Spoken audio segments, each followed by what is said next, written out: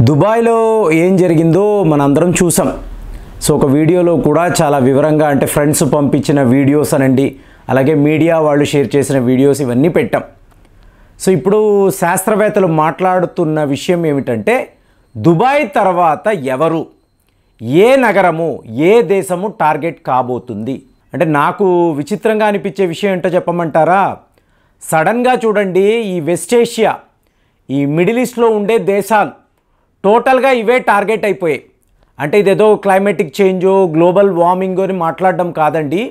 చూడండి, సడన్గా ఇంతంత పెద్ద యుద్ధాలు మీకు వెస్ట్ ఏషియాలోనే, ఒకవైపు ఇరాన్ అంటున్నాము, ఇజ్రాయెల్ అంటున్నాము, మధ్యలో ఈ తీవ్రవాదులు హూదీస్ అంటున్నాము, హిజ్బుల్లా అంటున్నాము, లెబనాన్ దగ్గర, సిరియా దగ్గర, ఇరాక్ దగ్గర కూడా మీకు పెద్ద పెద్ద కాల్పులు, మీకు పేలుళ్ళు, శబ్దాలు. ఏమిటి ఇది అన్నప్పుడు ఒక్క ప్రకృతిని నిందించడానికి లేదండి. సో దుబాయ్లో జరిగింది ప్రకృతి యొక్క విలయ తాండవం అని అనుకోవచ్చు. అట్ ది సేమ్ టైం మనం చూసామనుకోండి, యుఏఈ అంటాం. ఏంటండి యుఏఈ? యునైటెడ్ అరబ్ ఎమిరేట్స్ అంటాం. ఏంటి ఇప్పుడు అల్ క్వానిన్ అంటాం, అలాగే రస్ అల్ ఖైమా అంటారు. ఇంకొక ప్రాంతము ఫుజీరా, అలాగే అల్ మాన్, తరువాత అజ్మన్ అంటారు. ఇంకా మిగతా ఊళ్ళు అంటే మీకు 7 ఎమిరేట్స్ అన్నాం కదా, ఇందులో మీకు అబుదాబి, దుబాయ్, షార్జా.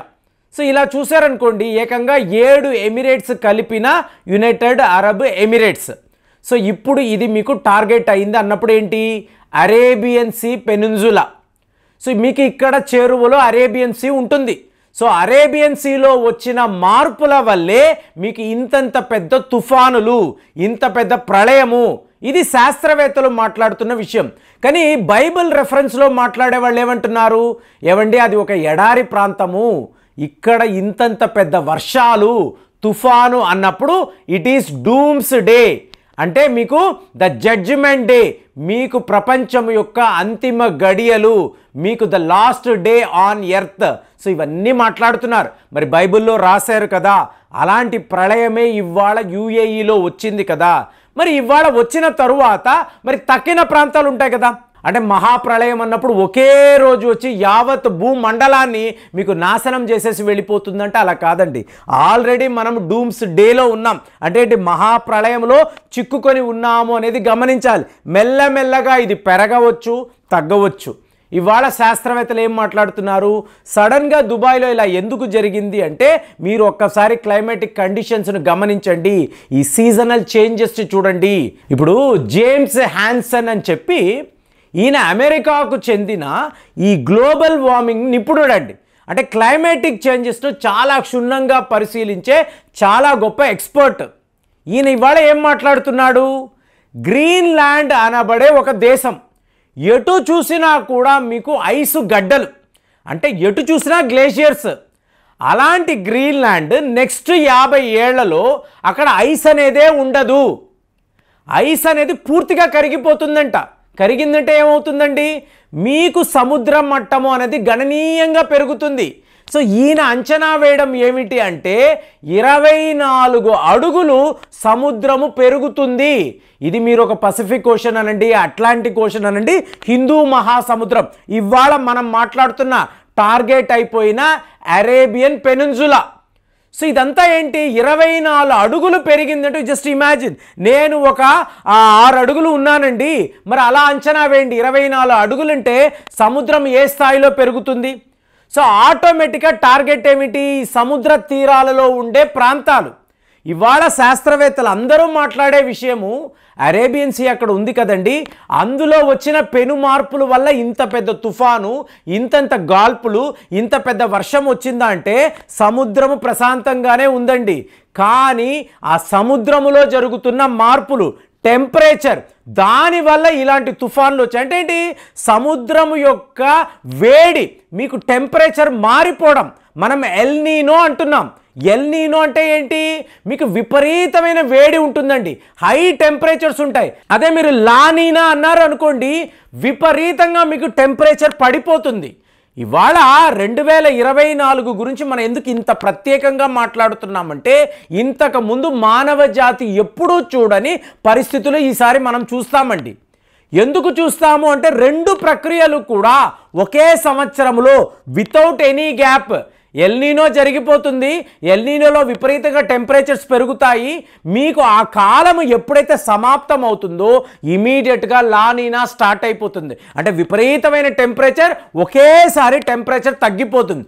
దీనివల్ల ఎవరూ ఊహించని వాతావరణ మార్పులు, అంటే మీకు విపరీతమైన వేడి, ఇమీడియట్గా విపరీతమైన వర్షాలు, తుఫాను, ఎటు చూసినా కూడా మీకు పెద్ద పెద్ద వరదలు, ఇవన్నీ మనం చూడబోతున్నాం. మరి ఇది ఆల్రెడీ యునైటెడ్ అరబ్ ఎమిరేట్స్లో చూసేసాం కదా, దుబాయ్లో అన్నాము, పక్కన ఉండే పొరుగు దేశాలు సౌదీ అరేబియా, ఖతార్, యామన్, ఇక్కడ అంతా కూడా ఇదే పరిస్థితి అండి. మరి నెక్స్ట్ టార్గెట్ ఎటువైపు తిరుగుతుంది?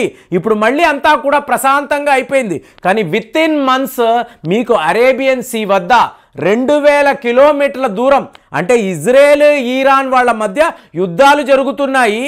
మీకు ఈ ఆయిల్ ఎక్స్పోర్ట్స్ అంతా కూడా మీకు చిన్నాభిన్న వ్యాపారమే మీకు దారుణంగా పడిపోతాయి.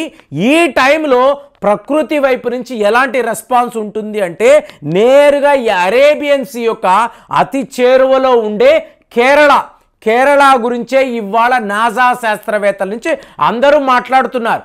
అలాగే ముంబై కూడా అరేబియా సీ చేరువలో ఉండే ఒక మహానగరము. సో ఇలాగ అరేబియా సీని టార్గెట్గా చేసుకొని, అది యుద్ధాలు అవ్వచ్చు, కెమికల్ వెపన్స్ అవ్వచ్చు, మిజైల్స్ అనండి, రాకెట్లు అనండి, వీటిని అంతా వేయడం వలన విపరీతమైన టెంపరేచర్ అండి.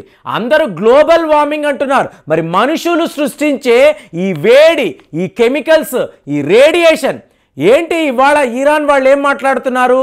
ఇజ్రాయెల్, నువ్వు మా యొక్క న్యూక్లియర్ సైట్స్ మీద టార్గెట్ చేసావనుకో, మేము కూడా నీ యొక్క అణువస్త్రాలు ఉండే డిపోస్ మీద, గోడౌన్స్ మీద టార్గెట్ చేస్తాం. ఒక మిజైల్ అండి, ఒక మిజైల్ వెళ్ళి ఈ న్యూక్లియర్ సైట్ మీద పడింది అనుకోండి, అప్పుడు ఏం జరుగుతుందండి? ఎలాంటి ఒక రేడియేషన్ ఉంటుంది అంటే దీనిని మనము తట్టుకోవడము చాలా చాలా కష్టం.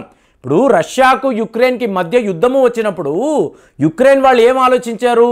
జాప్రోజేషియాలో ఉండే ఒక న్యూక్లియర్ సైట్ని వీళ్ళే తగలబెట్టేసి రష్యా వాళ్ళు చేశారు, రష్యా వాళ్ళు ఇక్కడ బాంబులతో దాడులు చేశారు అని చెప్దామని అనుకున్నారు. ఇమీడియట్గా పుతిన్ గారు ఏం చేశారు? ఆ జాప్రోజేషియాలో ఉండే న్యూక్లియర్ సైట్స్ అంతా కూడా ఈయన తన కంట్రోల్లోకి తీసుకొని టోటల్గా సెక్యూరిటీని పెట్టేసి అలాగా రేడియేషన్ స్ప్రెడ్ కాకుండా ఆపగలిగాడు. కానీ ఇవాళ ఇజ్రాయెల్ అలాంటి ఒక దేశము కాదు, ఇరాన్ కూడా అంత బాధ్యతగా ఉండే దేశము కాదు. కాబట్టి ఒక్క న్యూక్లియర్ రేడియేషన్ అనేది స్టార్ట్ అయినా కూడా వెస్ట్ ఏషియా, మిడిల్ ఈస్ట్లో ఉండే దేశాలు, అరేబియా సీ చేరువలో ఉండే ప్రాంతాలు, దేశాలు చాలా పెద్ద సమస్యలోకి లోనవ్వచ్చు అని చెప్పి ఇవాళ క్లైమేటిక్ చేంజ్కి సంబంధించిన శాస్త్రవేత్తలు మాట్లాడుతున్నారు. దుబాయ్ అయిపోయింది, యునైటెడ్ అరబ్ ఎమిరేట్స్ అయిపోయింది, నెక్స్ట్ టార్గెట్ అంతా కూడా కేరళనా, ముంబయ్యా, భారత్కు సంబంధించిన ఈ అరేబియా సీ తీరాలలో ఉండే నగరాల ఏవి టార్గెట్ కాబోతున్నాయి? ఇదంతా కూడా మీకు మిడిల్ ఈస్ట్ యుద్ధముతో సంబంధమా అంటే ప్రకృతి మిడిల్ ఈస్ట్ వైపే ఆలోచిస్తుంది. అలాగే మనుషులు కూడా ద్వేషాలను పెంచుకొని యుద్ధాలు కావాలి, ఘర్షణలు కావాలి, పెద్ద పెద్ద అస్త్రాలను వాడాలి అనుకొని వీళ్ళు ఎంతకంత రేడియేషన్ని పెంచుతారో దీని యొక్క పర్యవసానం, దీని యొక్క కాన్సిక్వెన్సెస్ ఏ దేశం మీదైనా, మనము ఏ తప్పు చేయకపోవచ్చు కానీ మనకు అలాంటి కొన్ని ట్రాజిక్ ఇన్సిడెంట్స్ ఈ సంవత్సరము జరగవచ్చు, కాన్సిక్వెన్సెస్ చాలా చాలా దారుణంగా ఉండొచ్చు. ఇలాంటి పరిస్థితుల్లో ఏదో ఒక రకంగా యునైటెడ్ అరబ్ ఎమిరేట్స్ మీకు ఇలాగ తుఫానుకు చిక్కుకున్నారు అంటే, ఒక డూమ్స్ డేని వాళ్ళు చూసారు అంటే నెక్స్ట్ టార్గెట్ అంతా కూడా అరేబియా సీలో ఉండే సముద్ర తీరాల దగ్గర ఉండే నగరాలు, ప్రాంతాలు, దేశాలు అని అంటున్నారు. మరి ఎలాంటి ప్రళయం రాబోతుంది? ఎలాగ మానవ జాతి ఇలాగ ఒకవైపు ప్రకృతి, ఇంకొక వైపు మనిషి చేస్తున్న విధ్వంసము ఇందులో చిక్కుకొని మనకు మనమే ఒక వినాశనాన్ని కోరుకుంటున్నామా? ఇది నాకు అనిపించే విషయాలు. మరి మీరేం ఆలోచిస్తున్నారో కామెంట్స్లో తెలియజేయండి. మళ్ళీ వచ్చే వీడియోలో కలుద్దాం. జై హింద్.